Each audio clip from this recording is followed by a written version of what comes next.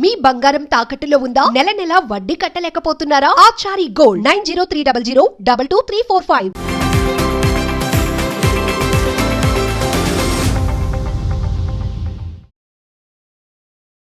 మీ దృష్టిలో అరుణాచలం ఏంటి? అరుణాచలం అనేది ఒక శక్తి క్షేత్రము. అంటే సో ఆ శక్తి క్షేత్రంలోకి వెళ్ళినప్పుడు అక్కడికి వెళ్ళడం వల్ల ఈ ఎఫెక్ట్ జరుగుతుందా మనలో? ఖచ్చితంగా మార్పు సంభవిస్తుందండి. ఫిజికల్గా, మెంటల్గా, స్పిరిచువల్గా ఈ మూడు యాంగిల్లో. అరుణాచలంలో మీరు అలాంటి ఎనర్జీని ఎప్పుడైనా అనుభూతి చెందారా? గిరి ప్రక్షణ చేసినప్పుడు యమలింగం దగ్గరికి వెళ్ళటం జరిగింది. అవధూత అనేది ఒక ఆయన పడుకొని అలా ఉన్నాడు, ఆశీర్వదించారు. ఈ నెత్తి తల మీద అతను చేయి పెట్టడం జరిగింది. ఆ పెట్టిన తర్వాత మేడం రమణ ఆశ్రమానికి వెళ్ళే వాళ్ళకి ఏమేం చేస్తే బాగుంటుందని మీరు సజెషన్ ఇస్తారు? రమణ తత్వాన్ని అర్థం చేసుకోవటము అనేది చాలా ముఖ్యం మేడం. సో రమణ తత్వంలో ఇప్పుడు కూడా రమణ తత్వాన్ని మిమ్మల్ని డిఫైన్ చేయమంటే ఏం చేస్తారు? సూక్ష్మంలోకి రానంత వరకు, స్థూలంగా ఉన్నంత వరకు మీరు ఆధ్యాత్మికతని అర్థం చేసుకోలేరు. క్వాంటమ్ ఫిజిక్స్ చదివిన తర్వాత నా యొక్క అవగాహన, మీరు ప్రదక్షిణ చేసిన వ్యక్తిగా మా ఆడియన్స్కి ఏం చెప్తారు? అరుణాచలం అనేది ప్రతి ఒక్కళ్ళు వెళ్ళవలసిన విషయం. ఎందుకంటే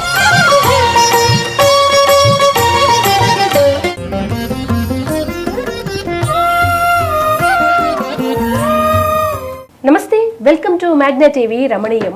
నేను మీ కృష్ణవేణి. రమణ మహర్షుల వారి గురించి, అరుణాచలం గురించి ఎంతగా చెప్పినా, ఎన్ని ఎపిసోడ్స్లో ఎవరెవరితో తెలియజేసుకున్నా కూడా ఇంకా వినాలనిపించే సబ్జెక్ట్. అయితే అరుణాచలం, రమణ మహర్షుల వారు, ధ్యానం, ఇదంతా ఒక్కొక్కరికి ఒక్కొక్క అనుభూతి, ఒక్కొక్క అనుభవంలోకి వస్తూ ఉంటుంది. నాదొక అనుభవం అయితే మీదొక అనుభవం అయి ఉండొచ్చు. అలా అరుణాచలం వెనకాల, గిరి ప్రదక్షిణ వెనకాల సైంటిఫిక్ రీజన్స్ కూడా ఉన్నాయి. ఆ యాంగిల్లో మనకు తెలుసుకోవాలంటే అటువంటి సబ్జెక్ట్ ఉన్న వాళ్ళతో మాట్లాడితేనే క్లియర్గా మనకు ఇన్ఫర్మేషన్ ఉంటుందని ఫిజిక్స్ని, ఆధ్యాత్మికతని రెండింటినీ మిళితం చేస్తూ స్పిరిచువల్ సైంటిస్ట్గా పేరు తెచ్చుకుంటున్నటువంటి సిద్ధ ఆర్ వెంకట్ గారు ఆయన అనుభూతులు తెలియజేయడానికి ఈరోజు మన రమణీయంలో ఉన్నారు. మాట్లాడదాం. నమస్కారం సార్. నమస్తే. అంటే మీరు ఎలాగో గత కాలంలో ఫిజిక్స్ ప్రొఫెసర్గా కూడా చేస్తున్నారు. అరుణాచలం అనేది ఒక అనుభూతి, అది ఎవరు మాటల్లో చెప్పలేని ఒక దివ్య అనుభూతి ఉంటుంది. సాధారణంగా ఉన్న వాళ్ళు, పాపం ఎక్కువగా జ్ఞానం, ఆధ్యాత్మికత లేని వాళ్ళు కూడా ఏదో మార్పు అయితే వచ్చింది అని ఒక చిన్న మాటతో చెప్తూ ఉంటారు కదా. అసలు మీ దృష్టిలో అరుణాచలం ఏంటి? అరుణాచలం అనేది ఒక శక్తి క్షేత్రం మేడం. సో ఈ సృష్టిలో మనం రెండు అంశాల గురించి ఎప్పుడు మాట్లాడుకుంటాం. అంటే సైన్స్ కావచ్చు, స్పిరిచువాలిటీ కావచ్చు, మీరు దేని గురించి మాట్లాడుకోవాలనుకున్నా కానీ రెండు అంశాలు మనకి ఖచ్చితంగా ఉంటాయి అందులో. ఒకటి వచ్చరికి శక్తి, అంటే ఎనర్జీ గురించి మాట్లాడుకుంటాం. రెండోది వచ్చరికి మ్యాటర్ మేడం, పదార్థం గురించి మాట్లాడుకుంటాం. సో ఇక్కడ మనకి, అంటే నేను ఒక సైంటిస్ట్గా, ఒక క్వాంటమ్ ఫిజిక్స్ చదివిన వ్యక్తిగా ఏం చెప్తా అంటే, మ్యాటర్ అనేది ఉండదని చెప్తాను నేను. Only energy is there. అంటే మనకు కనిపిస్తున్న మ్యాటర్ ఏదైతే ఉందో మనకు కనిపిస్తుంది, వాస్తవానికి అది ఒక శక్తి. సో కాబట్టి ఈ సృష్టి అంతా కూడా శక్తే. శక్తి కాబట్టి నేనేమన్నా అంటే అరుణాచలం అనేది ఒక శక్తి క్షేత్రము. అంటే అనంతమైన శక్తి, అద్భుతమైన శక్తి నిబిడీకృతమై నింపబడి ఉన్న ఒక అద్భుతమైన ఒక క్షేత్రంగా మనం అరుణాచలాన్ని చూడాల్సి ఉంటుంది. సో ఆ శక్తి క్షేత్రంలోకి వెళ్ళినప్పుడు ఎవరిలో అయినా కానీ, మామూలు వ్యక్తి కావచ్చు, ఆధ్యాత్మికత వ్యక్తి కావచ్చు, ఎవరిలో అయినా కానీ ఆ శక్తి ప్రవాహం అతనిలో వెళ్ళి అతని యొక్క ఆత్మ స్థాయిలో కావచ్చు, మానసిక స్థాయిలో కావచ్చు, భౌతిక స్థాయిలో కావచ్చు, ఏదో ఒక రూపంలో ఎక్కడో ఒక చోట ఖచ్చితంగా మార్పు సంభవిస్తున్నది మాత్రం 100% వాస్తవం మేడం. అంటే ఈ యూనివర్స్లో మనం అక్కడికి రీచ్ అవుతాము అంటే మన బాడీ ఇదంతా ఒక అణువుల కలయిక అంటాం, మళ్ళీ అంతర్లీనంగా అంత శక్తి. అక్కడికి వెళ్తే ఒక శక్తి ఉంటుంది. అక్కడికి వెళ్ళడం వల్ల ఈ ఎఫెక్ట్ జరుగుతుందా మనలో? ఖచ్చితంగా. సో మనము టెంపుల్కి వెళ్ళిన తర్వాత, మీరు చూస్తే మనం టెంపుల్కి వెళ్ళిన తర్వాత మామూలు యొక్క మనసు, మామూలు బయట ఉన్న మనసుకి, మనము దేవాలయంలోకి ప్రవేశించిన తర్వాత మనలో ఉన్న ఆ యొక్క చైతన్యానికి, లేకపోతే కొంచెం ఖచ్చితంగా మనం కొంత వేరియేషన్ చూస్తాం. అది మరి అలాంటి ఈ చిన్న టెంపుల్లోనే, లేకపోతే మామూలు ఒక పాజిటివ్ ప్రదేశంలోనే ఎలా ఉందంటే, అనంతమైన శక్తి క్షేత్రంలో ఎలా ఉంటుంది? మీరు మామూలుగా ఖచ్చితంగా మార్పు సంభవిస్తుందండి. ఫిజికల్గా, మెంటల్గా, స్పిరిచువల్గా ఈ మూడు యాంగిల్లో ఖచ్చితంగా అరుణాచల క్షేత్రంలో మార్పు సంభవిస్తుంది. అది నేను 41 రోజుల పాటు 41 గిరి ప్రదక్షిణలు చేసేసి అనుభవంలోకి తెచ్చుకున్న అంశం కాబట్టి నేను అద్భుతంగా కాన్ఫిడెన్స్గా చెప్పగలుగుతున్నాను. ఇప్పుడు అరుణాచలం ఒకప్పుడు ఒక 50 ఏళ్ల క్రితం అనుకోండి, అంతగా జనాలు లేరు, ఒక నిశ్శబ్దం, ఒక మంచి వాతావరణం, పాజిటివిటీ ఉంది. ఇప్పుడు మొన్న కూడా ఒక వీడియో వచ్చింది, మీరు చూసారా లేదు, పౌర్ణమి రోజు అసలు కదలడానికి అడుగు వేయడానికి కూడా ప్లేస్ లేనంత, అంటే ఇసుక వేస్తే రాలని జనం ప్రదక్షిణ చేస్తున్నారు. అప్పుడు రకరకాల మైండ్ సెట్స్, ఆలోచనలు, ఒక అల్లరి ఉంటుంది, ఒక బాధ, ఒక కోపం, ఇవన్నీ ఉంటాయి. ఒకప్పుడు ఉన్న ప్యూరిటీ, రమణుల వారు ఉన్నప్పుడు గిరి ప్రదక్షిణ చేసినట్టుగా కమర్షియల్ అయింది, రోడ్లు వచ్చాయి, షాపింగ్ కాంప్లెక్స్లు వచ్చాయి, తింటున్నారు, తిరుగుతున్నారు. ఇప్పటికి కూడా అదే ఎనర్జీ అదే స్థాయిలో ఉంటుందా అనేది చాలా మంది సాధకులు లేదా భక్తులు పాపం అడుగుతున్నారు నన్ను. మేడం అప్పుడు ఉన్నట్టుగా ఇప్పుడు లేదనుకుంటా కదా, దీనికి మీరేం చెప్తారు? అంటే నేను 2 విధాలు ఆలోచించాలి మేడం. దీనికి ఒకేసారి మనం డైరెక్ట్గా చెప్పలేం. సో మంది ఎక్కువైతే మజ్జిగ పలచన అవుతుంది అనేసి మనకు ఒక సామెత ఉంది. సో జనాలు ఎక్కువగా ఉన్నప్పుడు ఖచ్చితంగా అక్కడెక్కడో కొంత నెగిటివ్ పీపుల్ రావటము, లేకపోతే ఎక్కువ కొంత డిఫెక్ట్ జరగడం అనేది ఖచ్చితంగా జరుగుతుంది. సో అయితే నేనేమన్నా అంటే సముద్రం లాంటి శక్తి ఉన్న చోట సముద్రంలో ఒక విషపు చొక్కనో 2 విషపు చొక్కలో ఒక 5 విషపు చొక్కలో పడ్డాయి అనుకోండి, నా వరకైతే అక్కడ ప్యూరిటీ లేదంటే వాస్తవం కాదు మేడం. ప్యూరిటీని ఈ యొక్క భావనతోటి మనం వెళ్ళినప్పుడు ఆ ప్యూరిటీని మనం ఎక్స్పీరియన్స్ అవ్వలేకపోతున్నాం అనేసి ఒకసారి చెక్ చేసుకుంటే బెటర్ అనేసి. ఎందుకంటే శక్తి క్షేత్రంలో శక్తి అనేది అనంతంగా ఉన్నప్పుడు అండ్ అనంతమైన శక్తి నిక్షిప్తమైనప్పుడు, అది భూమికి శక్తిని ప్రసరింపజేసే కేంద్రమైనప్పుడు అక్కడ శక్తి తక్కువవుతుందంటే నాకు ఎప్పుడు లేదు మేడం. ఎందుకంటే నేను దాదాపు 2014 ఆ సమయంలో పోయినప్పుడు నాకు అదే ఎనర్జీ కనిపించింది, రీసెంట్గా పోయినప్పుడు అదే ఎనర్జీ కనిపించింది. సో నేను ఎప్పుడు కూడా ఆ యొక్క యాంగిల్లో నేను ఎప్పుడు చూడలేదు అరుణాచలాన్ని నా పర్సెప్షన్లో నేను చూసుకుంటూ వెళ్ళాను. నా భావనలో ఎప్పుడు కూడా నెగిటివ్ ఎనర్జీని ఎందుకు తీసుకుంటాం మేడం, మనం నెగిటివ్ ఎనర్జీని ఎందుకు తీసుకుంటాం? అరుణాచలం వెళ్ళిన తర్వాతనే ప్యూర్ పాజిటివ్ కదా. సో కాబట్టి ఎక్కడో ఒక చోట ఉండొచ్చు అనేసి నేను లేదు అని చెప్పను, కానీ దాన్ని మనం తీసుకోవడం ద్వారా దాని గురించి మనం ఆలోచించడం వల్ల పెద్ద ప్రయోజనం చేయకూడదు. ఎందుకంటే మన లోపల ఉన్న భక్తే అండ్ అరుణాచలంలో ఉన్న శక్తి, ఈ రెండింటి మధ్య కాంబినేషన్లోనే మనలో చైతన్యం కావచ్చు, లేకపోతే మనలో ఉన్న హీలింగ్ ప్రాసెస్ కావచ్చు జరుగుతుంది. మనలో భక్తి తగ్గిన అక్కడ శక్తి తగ్గినా కానీ ఇక్కడ హీలింగ్ జరిగే ప్రాసెస్ తగ్గిపోతుంది కదా. సో అక్కడ శక్తి తగ్గదు కానీ మీరు అంటున్నట్టు ఇక్కడ మనలో భక్తి తగ్గిద్దేమో, ఎందుకంటే ఆహారపు అలవాట్లు మారిపోతున్నాయి. సో ప్రపంచంలో ఉన్న స్థితిగతులు మారిపోతున్నాయి. మనిషి కొంచెం కమర్షియల్ యాంగిల్లో ఆలోచించాల్సి వస్తుంది, ఎందుకంటే కాంపిటేటివ్ వరల్డ్లో ఉన్నాడు. మన తాత ముత్తాతల సమయంలో ఒకరితో మనం పోల్చుకోలేదు ఎప్పుడు. ఈరోజు అమెరికాలో ఉన్న వ్యక్తి టెస్లా కారు కొంటే మనం చూస్తున్నాం, అబ్బా నేను కూడా కొంటే బాగుండేసి ఆలోచన వచ్చింది, అవునా కదా. సో తాత ముత్తాలు అసలు ఇవన్నీ తెలియదు, ఎవరితోటి పోల్చుకోలేదు, పక్కెమ్మటి వాళ్ళు ఎంత హ్యాపీగా ఉన్నారు అన్నదమ్ములు లేకపోతే వీళ్ళతోటి సహాయం చేయడమే తప్పితే. సో మనలో చాలా వరకు భక్తి తగ్గింది అనేది మాత్రం వాస్తవం, కానీ అక్కడ శక్తి తగ్గింది అనేది మాత్రం నేను ఒప్పుకోను. అంటే ఇప్పుడు భౌతికంగా మన కళ్ళకు కనబడే ఈ అభివృద్ధి, షాపులు, జనాలు కాకుండా అంతర్లీనంగా ఒక విపరీతమైన శక్తి ప్రవహిస్తూ ఉంటుంది అనేది మీ అనుభూతి? అవును మేడం, భారతీయ తత్వం అనేది భక్తితో ముడిపడి ఉంది, జ్ఞానంతో ముడిపడి ఉంది. సో మనం ఎప్పుడూ కూడా భారతీయ తత్వంలో ఎప్పుడూ కూడా కమర్షియల్ యాంగిల్ అనేది చాలా తక్కువ. అంటే డబ్బుతోటి నేను ఆనందాన్ని పొందుతాం అన్నది ముఖ్యం కాదు, లోపల అంతర్లీనంగా ఉన్న ఆనందాన్ని నేను బయటికి తీసుకురావన్నదే చాలా ముఖ్యం. మన ఋషులు మహర్షులు మనకి భారతీయులు అందరూ కూడా ఇచ్చింది అదే. అందుకనే మనం వాళ్ళు ఎప్పుడు కూడా అంటే 10,000 సంవత్సరాలు చరిత్ర ఉన్నప్పటికీ కూడా 500 సంవత్సరాలు 600 సంవత్సరాలు ఉన్న అమెరికా ఎందుకు డెవలప్ అవుతుందంటే అక్కడ ఆలోచనలు అనేవి కమర్షియల్గా ఉంటాయి. వాళ్ళకి ఇల్లు కావాలి, కారు కావాలి, దే మేనిఫెస్ట్ ఇట్. అది వాళ్ళ డిఎన్ఏలోనే ఆ యాంగిల్ ఉంది కాబట్టి వాళ్ళకి ఆటోమేటిక్గా మేనిఫెస్టేషన్ అవుతుంది. మన యాంగిల్లో ఏముంది, మోక్షం గురించి ఆలోచిస్తాం, జ్ఞానం గురించి ఆలోచిస్తాం కాబట్టి మనం వేసుకునే బట్ట ఎలా ఉంది, లేకపోతే ఇది బ్రాండెడా కాదా అనేసి మనం ఎక్కువ ఆలోచించాం. సో ఆ డిఎన్ఏ మనకు లేదు. ఈ మధ్య అది కొంచెం అడాప్ట్ చేసుకున్నారు, అందువల్లే నేను చెప్తుంటే భక్తి తక్కువైంది, శక్తి అలాగే ఉంది. అది ఖచ్చితంగా మేడం భక్తి తక్కువైంది. ఎందుకంటే కాంపిటీషన్ అనేది అంటే ప్రపంచంతో పోల్చుకోవడం అనేది ఎక్కువ అయిపోయింది కాబట్టి. కానీ అరుణాచలంలో మనం అనుకుని అరుణాచలం రమణ మహర్షుల వారి దగ్గరికి ఆ వెస్ట్రన్ కంట్రీస్ ఏదైతే ఒక కమర్షియల్ పరుగులో ఉండేవాళ్ళో వాళ్ళు ఈ మధ్య మన కుంభమేళకు రావడం, లేదా అరుణాశ్రమంలో చాలా మంది ఫారినర్స్ ధ్యానంలో చూస్తుంటాం, వాళ్ళు ఎటు మళ్ళుతున్నారు.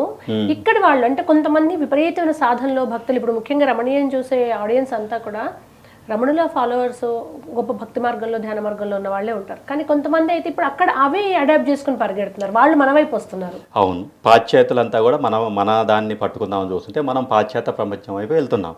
ఇది వాస్తవం. నేను అరుణాచలంలో ఉన్నప్పుడు చాలా మంది ఫారినర్స్తో మాట్లాడాను. సో నేను ఆల్రెడీ చెప్పారు వాళ్ళు, మేమంతా కూడా ఇటువైపు వస్తుంటే మీరంతా అటువైపు వెళ్తున్నారు. ఇక్కడ బ్యాలెన్స్ చేసుకోవడం అనేది జరుగుతుంది. యూనివర్స్ ఎప్పుడు కూడా బ్యాలెన్సింగ్లోనే ఉంటుంది. సరే what ever it may be, ఇక్కడ భక్తి ముఖ్యం మేడం, ఒక పాజిటివ్ థాట్ ముఖ్యం. ఈ విశ్వానికి ఈ భూమికి కావాల్సింది ఏంది, ఒక మంచి ఎనర్జీ కావాలి. అది వెస్టర్న్ ఇచ్చిండా లేకపోతే ఇండియన్ ఇచ్చిండా అనేది ముఖ్యం కాదు. సో మనం ఒక యూనివర్సల్ బీయింగ్గా ఉన్నాము, ఒక యూనివర్సల్ హ్యూమన్గా ఉన్నాము, అంతే కదా. ఆధ్యాత్మికత అనేది యూనివర్సల్ హ్యూమన్ బీయింగే కదా. అంటే యూనివర్సల్ లెవెల్లో మనం థింక్ చేస్తాం కదా, కులానికో మతానికో ప్రాంతానికో మనం కట్టుబడి ఉండం. విశ్వమానవుడిలాగా మనం ఆలోచిస్తాం కాబట్టి అయితే ఆ విశ్వమానవులు అందరూ ఉంటారు, ఆఫ్రికా వాళ్ళు ఉంటారు, ఆచలు ఉంటారు. కాబట్టి లోపల ఉన్న భక్తి, లోపల ఉన్న ఆ యొక్క పాజిటివ్ ఎనర్జీ అనేది అది ప్రపంచాన్ని హీల్ చేస్తుంది, భూమిని హీల్ చేస్తుంది. అండ్ అంతకుముందే అంటే అరుణాచలం రమణుల వారి తర్వాత అరుణాచలం అప్పటికి ఉన్నప్పటికీ రమణ మహర్షి గారు ఎప్పుడైతే అక్కడికి వెళ్ళి ధ్యానం చేయడం ప్రారంభించారో ఆ శక్తి మరింత ప్రస్ఫుటంగా ప్రపంచానికి తెలిసింది. కానీ అష్టాదశ శక్తిపీఠాలు, ద్వాదశ జ్యోతిర్లింగాలు ఇవన్నీ మనకు కనిపించేది కాకుండా ఒక సైన్స్ ఉంటుంది దాని వెనక అంటారు. ముఖ్యంగా ద్వాదశ జ్యోతిర్లింగాలు అప్పుడు అసలు ఎటువంటి టెక్నాలజీ లేకున్నా భూమి ఇలా కరెక్ట్గా మధ్యస్థంగా ఉంటుంది అనేసి ఒకటి బయటకు వచ్చింది ఈ మధ్య. అంటే అప్పుడే వాళ్ళు అలా కరెక్ట్గా ఎలా మధ్యస్థంగా భూమికి సెంటర్లో ఒక లైన్లో చేశారనేది, అంటే ఇదంతా సైన్స్, మన శాస్త్రం అంతా సైన్సే కదా. ఈ ఎనర్జీస్ ఏవైతే ఉన్నాయో, శంకరాచార్యుల వారైతే అనేక శక్తిపీఠాల్లో శ్రీచక్రాలు పెట్టారు. ఇక్కడ హైయెస్ట్ ఎనర్జీ ఉంది, దానికి ఒక శ్రీచక్రం ఫామ్ ఇచ్చారు, అలా అయితే డిస్టర్బ్ అవుతుందని. అరుణాచలంలో మీరు అలాంటి ఎనర్జీని ఏదైనా ఎప్పుడైనా అనుభూతి చెందారా? అంటే నేను అరుణాచలంలో ఎక్కువగా కూడా రమణాశ్రమంలో ఎక్కువగా స్పెండ్ చేశాను మేడం. అక్కడ నేను చాలా ఎనర్జీని ఫీల్ అయ్యాను. తర్వాత స్కందాశ్రమంలో ఎనర్జీని ఫీల్ అయ్యాను. సో దేవాలయం ఏదైతే ఉందో మనకి మేజర్ మూల శివుడు ఎవరైతే ఉన్నారో ఆ శివుడి దగ్గర శక్తిని ఫీల్ అయ్యాను. సో నా లోపల ఉన్న ఆ యొక్క గిరి ప్రదక్షిణ చేసినప్పుడు అనంతమైన అద్భుతమైన అంటే మనం ఒకసారి చెప్పలేము, ఇది కెనాట్ ఎక్స్ప్రెస్, చెప్పలేము. అది ఆ శక్తి అనేది అనుభవించిన వాడికే తెలుస్తుంది, అనుభవంలోకి తెచ్చుకున్న వాడికే తెలుస్తుంది. ఆ ఆనందం అనేది ఏ కారణం లేకుండా పైకి వస్తూ ఉంటుంది, ఉబికి వస్తుంటుంది. అది అంతేనా, ఆ ఏ కారణం లేకుండా ఆనందం వస్తుంది. కాబట్టి ఇదంతా కూడా ఆ వ్యక్తితో ముడిపడి ఉంటుంది. అతను ఎంత డీప్గా కనెక్ట్ అవుతున్నాడు, అండ్ అతని లోపల ఇంటెన్సిటీ, భావతీవ్రత ఎంత ఉంది, అతను శివుడి పట్ల కావచ్చు, అరుణాచలం పట్ల కావచ్చు, ఆ యొక్క భావన ఎలా ఉంది అన్నది, అంటే పర్సెప్షన్ అంట, దృష్టికోణం ఎలా ఉన్నది దాన్ని బట్టేసి ఫలితం అనేది ఆధారపడి ఉంటుంది మేడం. మీరు 2014 నుంచి అరుణాచలం వెళ్తున్నా అన్నారు. ఎందుకు తాజాగా 41 రోజులు ఉండాలి, 41 రోజులు గిరి ప్రదక్షిణ చేయాలనే ఆలోచన అసలు ఎందుకు సంకల్పం చేసుకున్నారు? నేను మొదటి నుంచి కూడా ఆధ్యాత్మిక స్థితిలో ఉన్నాను మేడం. అంటే చిన్న వయసు నుంచి, సింపుల్గా చెప్పాలంటే నాకు చదవటం వచ్చిన కాడ నుంచి కూడా పుస్తకాలు చదవడం స్టార్ట్ చేసేవాడిని. సో ముఖ్యంగా ఆధ్యాత్మిక పుస్తకాలు చదవటం అనేది ఎక్కువగా ఉండేది. సో నాకు గురువులు అంటే చాలా ఇష్టం. అంటే సినిమా ఆ రోజులలో టీనేజ్లో ఉన్నప్పుడు మన సినిమా హీరోలు అంటే ఇష్టపడతారు కదా, నాకు వాళ్ళంటే పెద్ద ఆసక్తి ఉండేది కాదు. ఎవరైనా గురువులు కనిపించినప్పుడు, ఎవరైనా ప్రవచనాలు ఇస్తున్నప్పుడు వాళ్ళ పట్ల నాకు ఆసక్తి కలిగేది. మరి ఆ భావన ఎందుకు కలిగిందో నాకు ఇప్పటివరకు తెలియదు. అది పూర్వజన్మ శుక్రం కావచ్చు, లేకపోతే గత జన్మ కర్మలు కావచ్చు, వాట్ ఎవర్ మేబీ ఏదో ఒకటి అయితే రీజన్ ఉంటుంది ఖచ్చితంగా, కాదండి ఎఫెక్ట్ థియరీ ప్రకారం. అయితే నేను అప్ అండ్ డౌన్స్ ఉన్నాయి. అంటే కొంతకాలం బాగున్నప్పుడు, కొంతకాలం డౌన్లో ఉన్నప్పుడు, లేకపోతే ఈ ప్రాసెస్లో ఉన్నప్పుడు ఒకసారి మా ఫ్రెండ్ నచ్చేటి అనేసి అయితే మా ఫ్రెండ్ రమణ మహర్షి పుస్తకం తీసుకొచ్చాడు. నేను బాగా పుస్తకాలు చదువుతాను కాబట్టి అయితే రమణ మహర్షి జీవిత చరిత్ర పుస్తకాలు చదవడం అంటే పుస్తకం ఇచ్చాడు. నేను ఆ రోజు ఒంటరిగా వెళ్ళేసి ఒక పొలం దగ్గర కూర్చున్నాను. నేను అంటే ఎవరు లేరు, ఆ పుస్తకాన్ని తీసిపోయాను, పొలం దగ్గర కూర్చొనేసి ఒక చెట్టు కింద కూర్చొని చదువుతున్నాను. ఆ పుస్తకం చదువుతుంటే నాకు కళ్ళంబడి దారి వస్తుంది. నేను ఆ కాన్షియస్ కనెక్ట్ అయిపోతున్నాను. సో అరుణాచలం అనే పేరు వినంగలోనే రమణ మహర్షిలో ఏ అలజడి అయితే వచ్చిందో, సేమ్ అలాంటి అలజడి అంత తీవ్రంగా వచ్చిందనేసి నేను చెప్పను, కానీ అలాంటి అలజడి నాలో కూడా కలిగింది మేడం. ఓకే, ఆ శక్తి నన్ను ఇమ్మీడియట్గా ఇన్స్టెంట్గా ఆకర్షించింది. సో ఈ భావన ఎవరికి చెప్పుకోవాలి? మా తల్లిదండ్రులు వ్యవసాయదారులు, నా ఫ్రెండ్స్ అంత అంటే జనరల్గా మామూలుగా ఉంటారు తప్పితే పెద్దగా మనకి ఏం లేదు. సో ఎవరికి చెప్పుకోవాలో నాకు అర్థం కాలేదు. కాబట్టి నేనేం చేశాను అంటే ఇమ్మీడియట్గా ట్రైన్ ఎక్కేసాను, 500 రూపాయలు చేతిలో పట్టుకుని వెళ్ళిపోదాం అనేసి డిసైడ్ అయిపోయాను. ఆ రోజు ఖమ్మంలో స్టేషన్లో తిరువణామల వెళ్ళిపోయాను. తిరుపతి ట్రైన్ ఎక్కేసేసి అక్కడ నుంచి తెలియదు, అక్కడికి పోయిన తర్వాత తిరుపతి ఎక్కేసేసి అరుణాచలం ఎలా పోవాలంటే బస్సు ఉంది కదా, బస్సు ఎక్కితే వెళ్తానంటే బస్సు ఎక్కేసేసి వెళ్ళాను. సో మీరు చెప్తే వినరు మేడం, నా చేతిలో 500 ఉన్నాయి. నేను తర్వాత గురించి ఏం ఆలోచించలేదు, ఐ సరెండర్. తర్వాత ఏంది, తర్వాత మనకి ఎలా ఉంటుంది, ఫుడ్ ఏంది, అకామిడేషన్ ఉంటుంది, మీరు చెప్తే 11 రోజులు ఉన్నాను మేడం 500 తోటి. ఎట్లా సాధ్యం? అంటే ఎవరో ఒకళ్ళు వచ్చేవాళ్ళు, ఏం చేస్తున్నావు బాబు అనేసేవాళ్ళు. ఆ పరిచయంలో నా దగ్గర ఉన్న పరిస్థితి చూసేసేసి వాళ్ళ చేతిలో జేబులో డబ్బులు పెట్టేసి వెళ్ళిపోయారు. అది నాకు మిరాకిల్ అంటే ఇప్పటికి కూడా టిల్ నవ్ నా కళ్ళ నీళ్ళు వస్తాయి మేడం. అలాంటి మిరాకిల్స్ నేను అరుణాచలంలో ఎన్నో చూశాను. సో అరుణాచలంలో నా థాట్ అనేది ఇది అనుకుంటే ఆ గిరి ప్రదక్షిణ కంప్లీట్ అవ్వగానే ఆ థాట్ క్లియర్ అయిపోయింది. అయిపోయేది ఆ థాట్. సో డబ్బు పరంగా కావచ్చు, లేకపోతే ఆకలేసినప్పుడు ఇమీడియట్గా అదేదో దొరకటం కావచ్చు.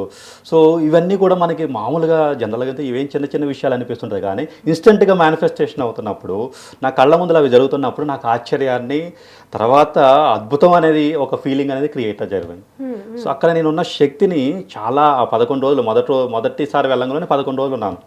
11 రోజులు ఉండేసి 4-5 గిరి ప్రదక్షిణలు చేశాను. కొంచెం అప్పుడు మొదట్లో కొంచెం సహకరించలేదు. ఆ తర్వాత నేను మెంటల్గా ప్రిపేర్ అయినా, ఎస్ ఖచ్చితంగా నేను 41 రోజులు చేయాలి, గిరి ప్రదక్షిణ చేయాలి ఖచ్చితంగా. ఇప్పుడు నేను అంటే మనకి సహకరించలేదు కాబట్టి సహకరించుకుని ఎలా చేసుకోవాలనేది అయితే ఒక ప్రీ ప్లాన్డ్గా మెంటల్గా నేను చేసుకుందాం వచ్చాను మేడం.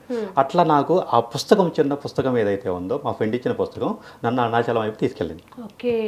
అక్కడ నాకేం తెలియదు, ఐ డోంట్ నో ఎనీథింగ్. కానీ తెలుగు వాళ్ళు చాలామంది ఉండటము, తర్వాత అక్కడ ఉన్న ప్యూరిటీ ఆ 2014లో చాలా బాగుండేది. సో ఇప్పుడు 2025తో పోల్చుకుంటే ఆ రోజులలో ఇంకొంచెం అంటే మీరు అన్న విధంగా వాస్తవంగా చెప్పాలంటే కొంతవరకు. సో అక్కడ పక్షులు చాలా దగ్గరగా వచ్చాయి, కోతులు మనతో ఆడుకున్నాయి. ఇప్పుడు పక్షులు లేవు, కోతులు లేవు, ఏమీ లేవు. నెమళ్ళ సౌండ్ కూడా ఎందుకంటే ఒక 4 ఏళ్ల క్రితం వరకు కూడా నెమళ్ళ సౌండ్లు ఎక్కువగా వినిపించాయి ఇప్పటితో పోలిస్తే. అవును అవును, అవన్నీ చూశాను. ఆ తర్వాత నాకు ఆ విగ్రహాన్ని అంటే మనకి ఆ లింగాన్ని చూసినప్పుడు, అరుణాచలంలో ఉన్న అగ్నిక్షేత్రంలో ఉన్న లింగాన్ని చూసినప్పుడు కళ్ళెమ్మ నీళ్ళు ధారగా వచ్చాయి. సో వీటన్నిటి వెనకాల నాకు ప్రత్యేకమైన రీజన్ అంటూ ఏమీ తెలియదు, ఎందుకో తెలియదు. వెళ్ళాను.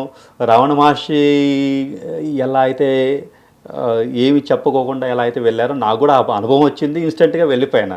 అది తర్వాత సంగతి, నేను సరెండర్ అయిపోవడం అంటారు కదా, సరెండర్ అయిపోవడం జరిగింది. అండ్ సార్, ఇప్పుడు చాలామంది అరుణాచలం వెళ్తారు, మీరన్న అగ్నిలింగ దర్శనం జరుగుతుంది. అక్కడ ఒక అంటే 90% రమణ మహర్షి వారి గురించి తెలిసిన వాళ్ళేమో ఆశ్రమానికి వెళ్తే అనుభూతిని ఆ మెడిటేషన్లో కూర్చుంటారు, కాన్షియస్నెస్ని వదిలేసుకుని కూర్చుంటారు సరెండరింగ్లో. కానీ చాలామంది అరుణాచలం ఒక పుణ్యక్షేత్రం అని వెళ్తారు, అక్కడైతే రమణాశ్రమం అట అని వెళ్ళి చూసేసి వస్తామని చూసి వస్తారు కదా. పర్టికులర్గా ఆశ్రమంలో మీరన్న స్కందాశ్రమంలో ఆ గుహలో ఒక ఆయన ఎనర్జీ మనకు అర్థమైపోతూ ఉంటుంది. పక్కనే రమణుల వారు కూర్చున్నారు, ఆయన చేపిస్తున్నారు అనే ఒక ఫీల్ని మనం అందరం ఫీల్ అవుతాం. మామూలుగా రమణ ఆశ్రమానికి వెళ్ళే వాళ్ళకి ఏమేం చేస్తే బాగుంటుందని మీరు సజెషన్ ఇస్తారు? అంటే నేను రమణాశ్రమంలోకి వెళ్ళిన వాళ్ళకి రమణ తత్వాన్ని అర్థం చేసుకోవటము అనేది చాలా ముఖ్యం మేడం. సో రమణ తత్వంలో ఎప్పుడు కూడా భౌతిక విషయాల పట్ల, భౌతిక కోరికల పట్ల ఆయన ఎప్పుడు కూడా ఎంకరేజ్ చేయలేదు. సో మనకి ఇప్పుడు ఏమైందంటే యూట్యూబ్ ఛానల్స్లలో కానీ లేకపోతే వీటిలలో కానీ ఏదో వస్తుంది, అరుణాచలం పోతే నాకేదో వస్తుందన్న భావనే తప్పితే ఆ యొక్క ఆత్మజ్ఞానం కోసం ప్రాకులాడే వాళ్ళు తక్కువ. ఎందుకంటే ఈ 1 ఉంటే ఎన్ని జీరోలైనా పెట్టుకోవచ్చు. ఆ విరూపాక్ష గుహకు వెళ్తారు, కానీ అక్కడ ఏం జరిగింది, రమణుల వారు ఏం చేశారనే చాలా మంది. ఎస్ మేడం, అది ఖచ్చితంగా అక్కడ ఉన్న తత్వాన్ని తెలుసుకోరు. అండ్ అక్కడ ఉన్న రమణ లైబ్రరీలో ఉన్న పుస్తకాలు చదివేసేసి అప్పుడు తెలుసుకుందామని కూడా ప్రయత్నం చేయరు. సో ఆయన ఎలా సాధన చేశారు, ఎప్పుడు వచ్చారు, ఆయన జీవిత చరిత్ర ఏంటనేసి చాలా మందికి తెలియదు. సో వెళ్తారు, ఏదో యూట్యూబ్లో నాకేదో బెనిఫిట్ అయింది, అక్కడ పోతే మార్పు వస్తుంది అనేసి వెళ్తుంటారు జనరల్గా. సో నేనేమన్నా అంటే మేడం, రమణ తత్వం గురించి తెలుసుకుంటే ఆ తత్వంలోకి మనం వెళ్ళగలిగితే జీవితం రమణీయం అయిపోతుంది. ఆ రమణీయం చేసుకోకుండా ఒక విజిట్ ఏదో మనం గోవాకి వెళ్ళినట్లు లేకపోతే కొడైకెనాల్కి వెళ్ళినట్లు అరుణాచలం వెళ్ళడం వల్ల పెద్ద ప్రయోజనం లేదనేసి నేను ఎప్పుడూ చెప్తుంటాను. అరుణాచలంలోకి వెళ్ళవలసింది భక్తితో వెళ్ళాలి, పూర్తి శరణాగతితో వెళ్ళాలి. సో దివ్యశక్తి కోసం, అంటే ఆ లోపల ఉన్న ఆ దివ్యశక్తి ఏదైతే ఉందో, ఆ యొక్క శివుడి యొక్క ఆ యొక్క జ్ఞానం ఏదైతే ఉందో, ఆ శక్తి ఏదైతే ఉందో, ఆ శక్తిని లోపల తీసుకోవడానికి వెళ్ళాలి. రమణ తత్వం అని అన్నారు మీరు. మన వేదాలు అన్నీ ఏం చెప్పాయో, ఉపనిషత్తులు ఏం బోధించాయో, భగవద్గీత ఏం చెప్పిందో దాన్ని చాలా సింపుల్ ఒక లైన్లో హూ యామ్ ఐ అనేది ఆయన చెప్పారు. అంటే ఇంకా మోక్ష స్థితి అది తెలుసుకున్న వాళ్ళకి. మీరు రమణతత్వాన్ని ఏ విధంగా అర్థం చేసుకున్నారు? అండ్ రమణతత్వం కానివ్వండి, ఆధ్యాత్మికత కానివ్వండి, ఈ రోజు మనకు అర్థమైంది ఫుల్ అనుకుంటాం, కానీ ఒక 10 సంవత్సరాలు సాధన చేసి వెనక్కి తిరిగి చూస్తే అప్పుడు ఏం తెలియలేదు అనేది ఇప్పుడు అర్థమవుతూ ఉంటుంది. అలా ఆధ్యాత్మిక సాధనలో నాకు అంతా తెలుసు అనుకోవడం మూర్ఖత్వం. ఇంకా అది అక్కడ కాయిపోయినట్టే. సో ఇంకా ఎక్స్ప్లోర్ చేయాల్సి ఉంటుంది ఆల్మోస్ట్ గా మనకు సాధన దశలో కదా. రమణతత్వాన్ని మిమ్మల్ని డిఫైన్ చేయమంటే ఏం చేస్తారు? నాకు రమణతత్వాన్ని ఒక్కసారి నేను రమణాశ్రమంలో ఉన్నప్పుడు ఒక వెస్టర్న్ వచ్చాడు, రష్యా నుంచి వచ్చిన వ్యక్తి నాతో మాట్లాడాడు. సార్ నేను విపస్సనాకి వెళ్ళాను, అక్కడ ఈ ధ్యానం ఇలా చేయండి అని చెప్పారు.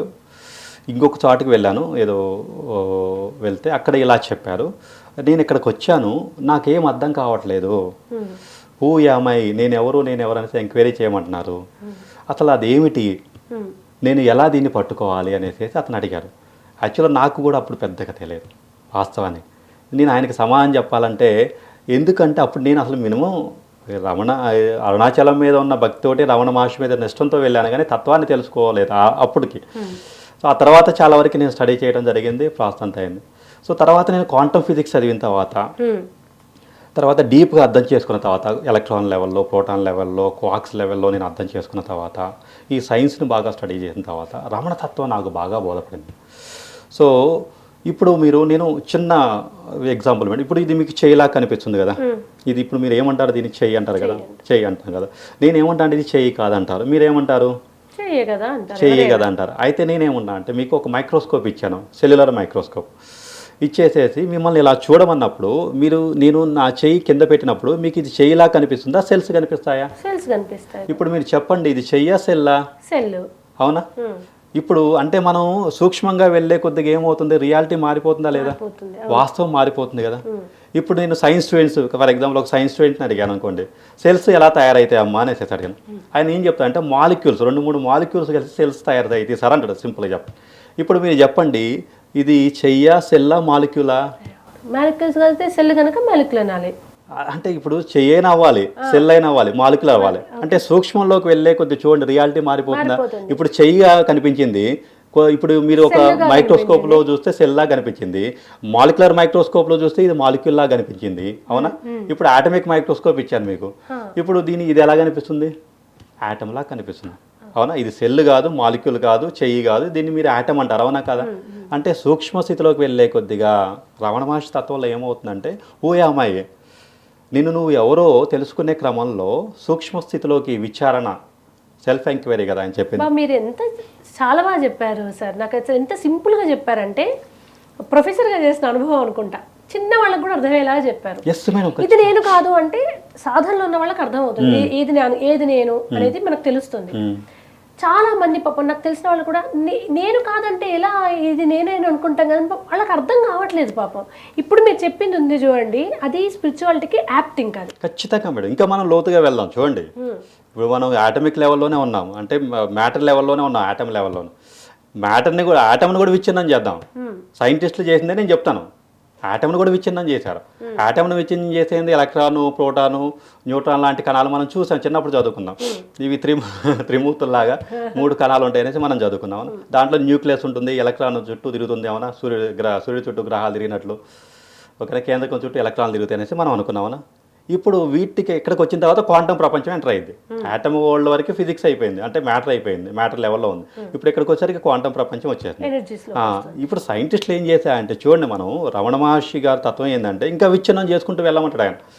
ఈ న్యూక్లియస్ని కూడా విచ్ఛిన్నం చేశారు, ఇంకా లోపలికి వెళ్ళారు. అందులో లెప్టాన్స్, బోజాన్స్, మీజాన్స్ అనేది ఒక 100-200 రకాల సబాట్మిక్ పార్టికల్స్ అంటాం. ఓకేనా? మీరు జనరల్గా సైన్స్ నాలెడ్జ్ ఉన్న వాళ్ళకి అర్థమైపోతుంది. జనరల్ ఆ సబాట్మిక్ పార్టికల్స్ ఏర్పడ్డాయి. ఇంకా లోపలికి వెళ్ళే కొద్దిగా అసలు అక్కడ ఏవి పార్టికల్స్ లేవు, శక్తి క్షేత్రమే ఉంటుంది, ఓన్లీ ఫీల్డే ఉంటుంది, దెర్ ఇస్ నో పార్టికల్స్. మనం అనుకున్న మ్యాటర్ ఏమి లేదు. ఇప్పుడు మీరు చెయ్యి అనేది సైంటిస్టులకు అర్థం కాని విషయం ఏంటంటే, ఈ చెయ్యి అనేది ఎక్కడి నుంచి వస్తుందో ఎవరికి తెలియట్లేదు. అదే దైవకణం ఏంటనేది మీరు అన్న గాడ్ పార్టికల్ ఏదైతే ఉందో అల్టిమేట్గా మన వాళ్ళు కనిపెట్టారు గాడ్ పార్టికల్ కూడా, అవునా? న్యూక్లియస్ని విచ్ఛిన్నం చేసినప్పుడు, క్వాక్స్ని విచ్ఛిన్నం చేసినప్పుడు గాడ్ పార్టికల్ బయటపడది, ఆ దైవకణం. ఇప్పుడు చూడండి, అద్వైతం అదే కదా, అదే నువ్వు అయి ఉన్నావు, అవునా కదా? ఆ దైవకణమే నువ్వు అయి ఉన్నావు, అంటే ఆ దైవం యొక్క field, that is energy field, ఆ ఎనర్జీ ఫీల్డే కదా నువ్వు. సో సెల్ఫ్ ఎంక్వైరీలో దీన్ని తెలుసుకుంటాము. ఉల్లిపురలో ఒక్కొక్కటి తీసుకెళ్తున్నప్పుడు ఏముండదు, ఎలా అయితే ఉంటుందో లోపలికి వెళ్ళే కొద్దిగా హూ యామై, నేను ఎవరు అనేసి ఒక్కొక్క పొరని ఇది నేను కాదు, ఈ సెల్ నేను కాదు, మాలిక్యూల్ నేను కాదు, ఆటమ్ నేను కాదు, ఎలక్ట్రాన్ నేను కాదు, క్వాక్ నేను కాదు, yes I'm the God particle. ఆ ఫీల్డ్ నేను, ఆ ఎనర్జీ ఫీల్డ్ నేను, అంతటా విస్తరించి ఉన్న ఆ శక్తి నేను, అతీతమైన దివ్యత్వాన్ని నేను అనేసి తెలుసుకున్నప్పుడు, అది సమాధి స్థితిలో కావచ్చు, లేకపోతే జ్ఞానసిద్ధి అంటే నిశ్చయ జ్ఞానంతో తెలుసుకున్నప్పుడు అదే మోక్షం కదా మేడం. అది కొత్తగా కనుగొనబడేది కాదు, చుట్టూ ఏదో లేనిది ఉన్నట్టుగా ఫీల్ అవుతున్నాం. అది తీసుకుంటూ మీరు అన్నట్టుగా పొరలుగా తీసుకుంటూ వెళ్ళిపోతే మిగిలేదే మోక్షం. హూ యామై, నేను ఎవరైనా ఎంక్వైరీ చేసుకున్నప్పుడు నేను అది అంటాను. నేను అది ఏది లేనిది అంతటా ఉన్నది. ఐఎమ్ దట్, అదే కదా తత్వమసి, అదే నేను. సో నా లోపల ఉన్నది ఏంది, గాడ్ పార్టీకి వెళ్ళే కదా, అదే కదా దైవకణం అంటాం కదా. ఆ దైవకణంతోనే నేను తయారయ్యాను, ఆ దైవకణం చేనే నేను ఉద్భవించాను. కాబట్టి నేను I'm the spiritual, I'm not human being. మీరు ఆ రష్యన్కి అప్పుడు ఇలా చెప్పగలిగి ఉంటే ఇంకా అర్థం. ఆయన చాలా బాగుండేది. కాకపోతే ఏంటంటే అప్పుడు నా వయసు చాలా తక్కువ, 24 అట్లా వయసు ఉండేది. నేను అంత డీప్గా స్టడీ చేయలేదు కాబట్టి ఆయనకి అప్పుడు నేను చెప్పినట్లయితే నిజంగా. మీరు అప్పుడు ఏ సజెషన్ ఇచ్చారు పాపం ఆయనకి నేను ఏం సజెషన్ ఇచ్చానంటే ఇలానే చెప్పాను, విచారణ చేసుకుంటూ వెళ్ళు, సెల్ఫ్ ఎంక్వైరీ చేసుకుంటూ వెళ్ళు. నేనేమన్నా అంటే క్వెస్ట్ అన్న, ఇప్పుడు క్వశ్చన్ అనే పదం ఉంది కదా మేడం, క్వశ్చన్ అనే పదం ఉంది. క్వశ్చన్కి క్వెస్ట్ ఇన్, క్వెస్ట్ ఇన్ నుంచి క్వశ్చన్ వచ్చింది. క్వెస్ట్ అంటే ఏంది, అన్వేషించడం. ఇన్ అంటే లోపల, అంతే కదా. నేను ఆయన చెప్పింది అంటే నువ్వు లోపల అన్వేషిస్తే లోపల ఒకటే మార్గం ఉంటుంది, బయట అన్ని మార్గాలు ఉంటాయి. నేనేమన్నా అంటే లోపల ఒకటే మార్గం ఉంటుంది, అది చాలా షార్ట్గా ఉంటుంది మార్గం, దగ్గరగా ఉంటుంది, దేవుడికి చాలా దగ్గరగా ఉంటుంది ఆ మార్గం. జస్ట్ ఒక 2-3 అడుగులు అయితే చాలు, దేవుడు నిన్ను మొత్తాన్ని మెర్జ్ అయిపోవచ్చు, సింపుల్గా చెప్పాలంటే. ఓకేనా, కబీర్ గారు అన్నట్లు మనం నీటిలోనే ఉన్న చేప నేను నీటిలో లేనంటాం ఎలా ఉంటుందో కరెక్ట్గా. మేబీ ఆ సపరేషన్ అనేది చాలా తక్కువ ఉండొచ్చేమో, అందుకనేసి క్వశ్చన్ అన్నా నేను. లోపలికి వెళ్ళినప్పుడు మార్గం దగ్గరగా ఉంటుంది, బయట చూసినప్పుడు మార్గం చాలా దూరంగా ఉంటుంది. ఓకేనా, అంతే కదా మేడం. కాబట్టి ఈ మనసు లోపల విజయవాడ చాలా దగ్గర, ఇలా కళ్ళు మూసుకుంటే విజయవాడ వెళ్ళిపోవచ్చు, కానీ బాహ్య ప్రపంచంలో వెళ్తే విజయవాడ 3 గంటలు 4 గంటలు పెట్టున్నాను. సో అందుకనేసి క్వశ్చన్ అన్నా నేను, లోపలికి అన్వేషించు అనేసి అన్నాను. సో నాకు అప్పుడు ఇంకా సరిగ్గా గుర్తులేదు, ఆయనకి చెప్పుకున్నాం, చాలా డిస్కషన్ ఏదో చేసుకున్నాం. బట్ అప్పటికే నాకు ఆయన చాలా మీ దగ్గర బాగా నాలెడ్జ్ ఉందండి అన్నాడు. అంటే మామూలుగా ఎప్పుడు అందరూ అనుకునేది ఏంటంటే సైన్స్ వేరు, ఆధ్యాత్మికత వేరు, ఇవి రెండు విభిన్న ధృవాలు అనుకుంటారు. అండ్ అందులోనూ సైన్స్ పదార్థాన్ని బోధిస్తుంది, ఆధ్యాత్మికత పదార్థానికి మూలం ఏంటి ఎక్కడ అనేది బోధిస్తుంది అని. కానీ మన ఆధ్యాత్మికతే సైన్స్, ప్రతి దాని వెనుక ఒక శాస్త్రం ఉంది. ఆ సైన్స్ ద్వారా మళ్ళీ చివరికి వచ్చి తిరిగి స్పిరిచువాలిటీ దగ్గరికి, ఇవి రెండు ఇంటర్లింక్ కదా సార్. గొప్ప విషయం ఏంటంటే మేడం, పదార్థాన్ని పట్టుకున్న సైన్సు, పదార్థమే సత్యమైన సైన్సు, పదార్థం లేదని చెప్పింది. అంటే క్వాంటమ్ ఫిజిక్స్లో, అంటే నేను ఏమన్నా అంటే మామూలు ఫిజిక్స్ చదివిన వాళ్ళు లేకపోతే కెమిస్ట్రీ చదివిన, ఇప్పుడు కెమిస్ట్రీ మనం మాలిక్యులర్ లెవెల్లో స్టడీ చేస్తాం మేడం, అక్కడ రియాలిటీ మనకు బోధపడదు. ఇప్పుడు బయాలజీ అంతా కూడా సెల్యులర్ లెవెల్లో ఉంటుంది. ఇప్పుడు డాక్టర్స్ మీరు ఇంజెక్షన్ చేసినంత కూడా సెల్యులర్ లెవెల్లో చేస్తారు ఆయన, అక్కడ వరకు చూడగలుగుతారు ఆయన. సో అక్కడ రియాలిటీ డిఫరెంట్గా ఉంటుంది, అవునా. సో కెమిస్ట్రీ వచ్చేసరికి ఇప్పుడు ఫిజిక్స్లో మళ్ళీ 2 ఉన్నాయి, క్లాసికల్ ఫిజిక్స్, క్వాంటమ్ ఫిజిక్స్ ఉంది. క్లాసికల్ ఫిజిక్స్ ఆటమ్ లెవెల్లో స్టడీ చేస్తుంది, కొంచెం సూక్ష్మంగా ఇంకొంచెం లోతుగా వెళ్తుంది. ఇప్పుడు క్వాంటమ్ ఫిజిక్స్ అనేది చాలా డెప్త్గా స్టడీ చేస్తుంది. ఈ డెప్త్గా స్టడీ చేసినప్పుడు మాత్రమే ఆధ్యాత్మికత అనేది, అందుకనే సూక్ష్మంలో మోక్షం అంటారు. సూక్ష్మంలోకి రానంత వరకు, స్థూలంగా ఉన్నంత వరకు మీరు ఆధ్యాత్మికతని అర్థం చేసుకోలేరు, సూక్ష్మ స్థితిలోకి రావాలి. అందుకని క్వాంటమ్ ఫిజిక్స్ చదివిన తర్వాత నా యొక్క అవగాహన 1000 రెట్లు పెరిగింది మేడం మామూలు స్థితి కన్నా. ఎందుకంటే ప్యూర్ క్వాంటమ్ అంటేనే చాలా మైక్రో, ఇక భూమి మీద అత్యంత స్మాలెస్ట్ యూనిట్ క్వాంటమ్. దాన్ని తెలుసుకుంటే ఏమవుతుంది, మోక్షాన్ని తెలుసుకున్నట్లే కదా, సూక్ష్మమే మోక్షం అయింది కదా. సో కాబట్టి మన ఋషులంతా కూడా క్వాంటమ్ ఫిజిక్స్లే మేడం, మన ఋషులు మాస్టర్లు అంతా కూడా క్వాంటమ్ ఫిజిక్స్. ఆ తర్వాత మనం చెప్పుకుందాం ఈ శాస్త్రవేత్తలు వాళ్ళు. అండ్ సార్ ఇప్పుడు సైన్స్ ఇంకా స్టిల్ అది నడుస్తుంది, ఇంకా అది అవ్వలేదు, ఫైనల్ ఇదే అని చెప్పలేదు. ఇప్పటికీ ఇంతే కనుక్కున్నాము కనుక ఇంత మాత్రమే మాకు తెలుసు, ఇంకా కనుక్కుందంతా ఉంది. ఆ కనుక్కుంది ఏదో ఇంకా ఈ సూక్ష్మంలో వెతికితే తప్ప దొరికే పరిస్థితి లేదు. మీరు ఒక గొప్ప మాట అన్నారు కదా, మన ఋషులంతా అనుభూతి లేదా సైన్స్ ద్వారా నాకు ఇంకొంచెం స్పిరిచువాలిటీలో క్లారిటీ వస్తుంది అనే ఫీల్ కానీ మీకు ఎప్పుడు స్టార్ట్ అయింది? అనుకోకుండా సబ్జెక్ట్లో చదువుతుంటే వచ్చిందా, ఇంటెన్షనల్గా నేను సైన్స్? నేను చిన్న వయసు నుంచి కూడా నాకు ఫిజిక్స్ అంటే ఇష్టం మేడం. నేను 7వ తరగతి 8వ తరగతిలో ఉన్నప్పుడు ఐన్స్టీన్ గురించి చదివాను. ఐన్స్టీన్, నికోలస్ టెస్లా గురించి, తర్వాత థామస్ అల్వా ఎడిసన్ గురించి, నీల్స్ బోర్ గురించి, స్టోడెన్ గురించి, వాళ్ళ జీవిత చరిత్రలు చదివేవాడిని. నన్ను బాగా ఆకట్టుకున్నది ఐన్స్టీన్ బాగా ఆకట్టుకున్నాను. అప్పుడు నాకు చిన్న వయసులోనే, అంటే 8th 9th ఫిజిక్స్ చదవాలనేసి, అంటే మా బావగారు కూడా ఉండేవాళ్ళు, ఆయన ఫిజిక్స్ చదవటం ఆయన మిస్ అయింది అనమాట ఆయన. సో ఆయన నా మీద కొంత ప్రభావితం చూపెట్టిండు. సో ఫిజిక్స్ అంటే మొదటి నుంచి కూడా ఇంట్రెస్ట్ మేడం. ఆ ఇంట్రెస్ట్ తర్వాత ఫిలాసఫీ బేసిక్గా ఉంది నాకు.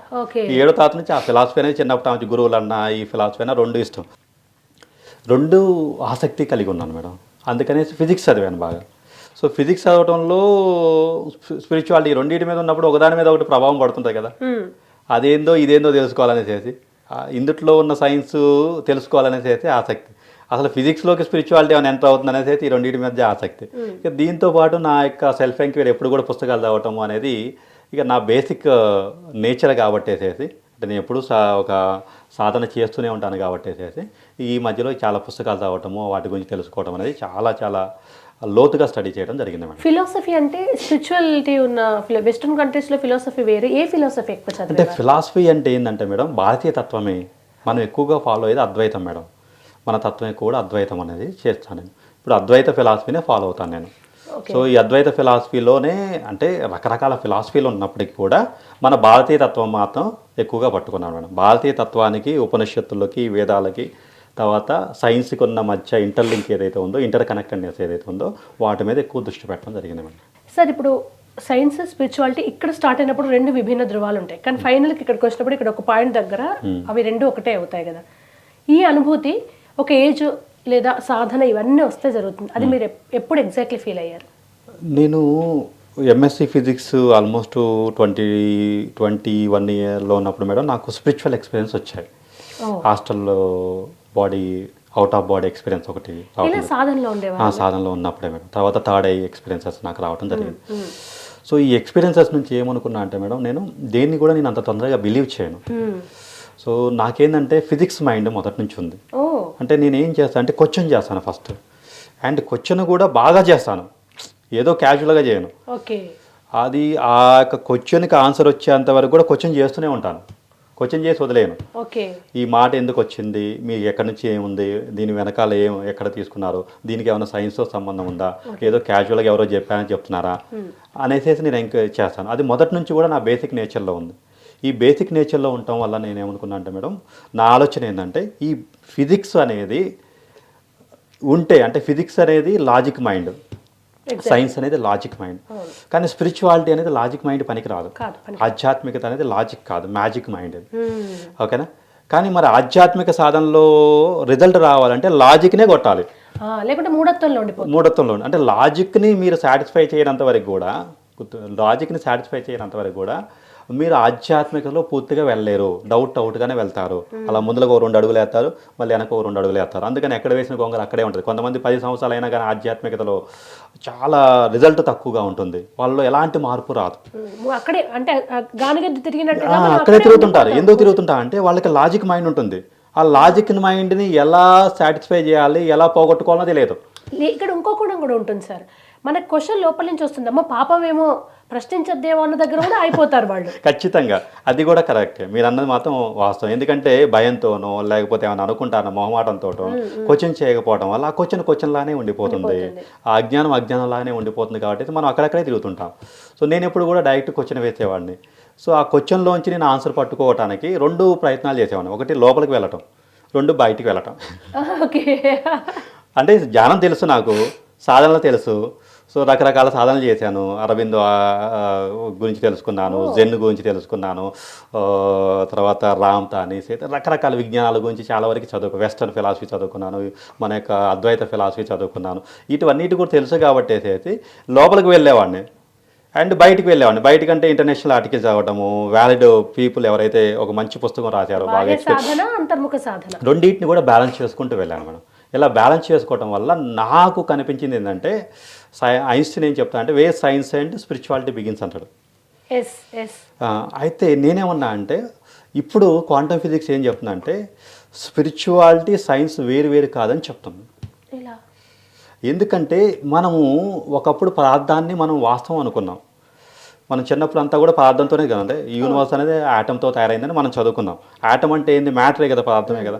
మరి క్వాంటమ్ ఫిజిక్స్ ఏం చెప్తుంది, అసలు మ్యాటర్ అనేది లేదంటుంది, ఓన్లీ ఎనర్జీ ఫీల్డ్ అంటుంది. అంటే క్షేత్రం వచ్చేసింది, ఆటం పోయి క్షేత్రం వచ్చేది, క్షేత్రం అంటే ఎనర్జీ ఫీల్డ్ వచ్చేసింది, పార్టికల్స్ ఏం లేవు, ఓన్లీ ఎనర్జీ ఫీల్డ్ లాగా ఉంది. అవునా? సో ఇక్కడ హిగ్స్ ఫీల్డ్ అనేది అయితే ఒకటి వచ్చింది, కాస్మిక్ క్వాంటమ్ ఫీల్డ్ అనేది వచ్చింది. వీటన్నిటిని సైన్స్ అనేది కొట్టేయట్లేదు కదా, ఇది లేదని చెప్పట్లేదు కదా, ఇది లేదని చెప్పట్లేదు కదా. మరి మనము స్పిరిచువాలిటీ అంటే ఏంది మేడం, ఎనర్జీనే కదా, ఎనర్జీ గురించే కదా మాట్లాడుకునేది. అవునా? ఒక అతీతమైన శక్తి అంటున్నాం మనం. ఆ శక్తికి ఏ పేరు పెట్టాము, ఒక్కొక్కళ్ళు ఒక్కో పేరు పెట్టుకున్నారు. అవునా? ఒక అతీతంగా ఉన్నది, అగోచరంగా ఉన్నది, ఒక సర్వవ్యాప్తమైంది, సర్వశక్తివంతమైంది ఏదైతే ఉందో, కానీ ఒక రూపంలో ఏదైతే ఉందో అంతటా ఉంది. అవునా కాదా? అంతటా ఉన్న శక్తినే కదా భగవంతుని అంటున్నాము. అవునా? ఇప్పుడు అరుణాచలంలో రమణుల ఒక విరూపాక్ష గుహలో కూర్చున్నాం అనుకోండి, అదొక శక్తి తరంగం. అంటే మాస్టర్ రమణుల వారు ఒక ఎనర్జీలో ఒక శక్తి తరంగంగా మనందరినీ ధ్యానంలో మన దగ్గర ఉన్నట్టుగా చాలా మంది సాధకులు ఫీల్ అవుతారు. అది ఈ క్షణం ఇక్కడ కూర్చున్న మెడిటేషన్ స్టేట్లో కూడా ఆ ఎనర్జీని ఫీల్ అవ్వచ్చా? ఒక్కటే మేడం, మనకి అవగాహన స్థాయి పెరగాలి మేడం. ఇప్పుడు నేనేమన్నా అంటే, ఇప్పుడు 1వ తరగతి పిల్లవాడికి పిహెచ్డి సిలబస్ చెప్పలేము, ఓకేనా? 10th క్లాస్ వాడికి పిహెచ్డి సిలబస్ అర్థం కాదు, అవునా? సో ఇప్పుడు నేనేమన్నా అంటే పిహెచ్డి సిలబస్ మీరు అన్నది ఏముంది, పిహెచ్డి సిలబస్ మీరు అడిగిన క్వశ్చన్, ఓకేనా? అంతరాష్ట్ర శక్తి ఉంది, అనుభూతి చెందాలి, అవునా? అవును. కానీ ఆ 10th క్లాస్లో ఉన్న వ్యక్తికి మనం చెప్పామనుకోండి, దాన్ని అర్థం కాదు, అరుణాచలంలోనే కూర్చుంటాడు ఆయన, ఓకేనా? ఇప్పుడు కొంత సాధన వచ్చిన తర్వాత, కొంత అవగాహన పెరిగిన తర్వాత అరుణాచలం అనేది అంతటా అయిపోతుంది.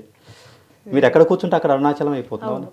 సో ఆ స్థితికి చేరుకునేంత వరకు కూడా, ఆ యొక్క ఎనర్జీ ఫీల్డ్ అంటే ఆ ఎనర్జీ ఆ శక్తి స్థాయికి చేరుకునేంత వరకు కూడా ఆధ్యాత్మిక సాధన, గురువుల యొక్క సహకారం, సత్సంగము ఇవన్నీ కూడా అవసరం అయితే మేడం. ఆ వ్యక్తి అతను ఎప్పుడైతే కొంచెం డిగ్రీ స్థాయికి వెళ్ళేసేసి, తర్వాత పీజీ స్థాయికి వెళ్ళేసి మెల్లిగా పిహెచ్డీ లెవెల్లోకి వెళ్ళాడో అప్పుడు అర్థమైపోద్ది everywhere there is energy everywhere అనేది. సాధనలో పిహెచ్డీ స్టేజ్కి వెళ్ళిన వాళ్ళకి అర్థమైపోద్ది. So energy is everywhere madam, ప్రతి చోట ఎనర్జీ ఉంది, ఇక్కడ ఉంది, అంతటా ఉంది.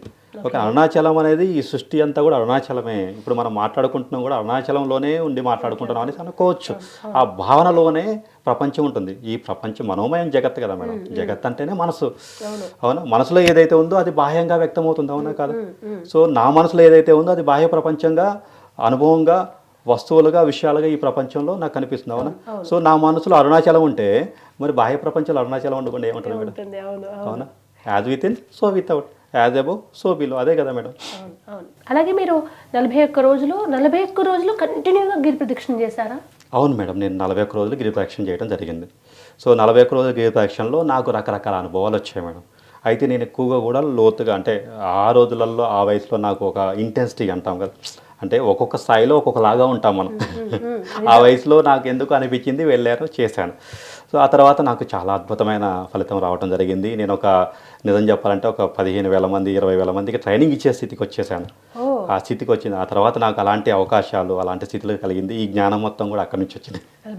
నాది అరుణాచలం అదే ఈ జ్ఞానం అంతా కూడా. ఈరోజు మీ దగ్గర కూర్చొని మాట్లాడుతున్నా అంటే ఆ యొక్క సాధన యొక్క తత్వమే, ఆ ఫలితమే. రమణుల వారి అనుమతి, ఆయన ఆశీర్వచనం లేకుండా ఆయనకు సంబంధించి మనం ఏమీ చేయలేము. శివుడు ఆజ్ఞలేంది చేయమైనా కుట్టదు మేడం, అది వాస్తవం. ఈ 41 రోజుల్లో మీరేమైనా గమనించారా? అంటే ఎంతో మంది సిద్ధులు ఉంటారు అక్కడ, ఎంతో మంది సాధకులు ఉంటారు. ఒక్కరోజు చేసిన వాళ్ళే చాలా గొప్ప పురోగతి ఉంటుంది సాధనలు. 41 రోజులు చేయడం అంటే అది చిన్న విషయం కాదు. జీవితంలో మీరు అన్నారు పెను మార్పు వచ్చిందని. ఆధ్యాత్మికంగా అక్కడ ఏమైనా మీరు గమనించడం, మీకు ఎవరైనా ఎదురు? ఖచ్చితంగా మేడం. నేను ఒకసారి తెల్లవారుజామున 3:30-4 గిరి ప్రదక్షిణ చేస్తున్నప్పుడు ఒక అనుభవం నాకు. అనుభవంలో ఏంటంటే గిరి ప్రదక్షిణ చేస్తున్నప్పుడు యమలింగం దగ్గరికి వెళ్ళటం జరిగింది. యమలింగం దగ్గరికి వెళ్ళిన తర్వాత ఆయన ఒక అతను అవధూత అనేసి ఒక ఆయన పడుకొనేసి అలా ఉన్నాడు.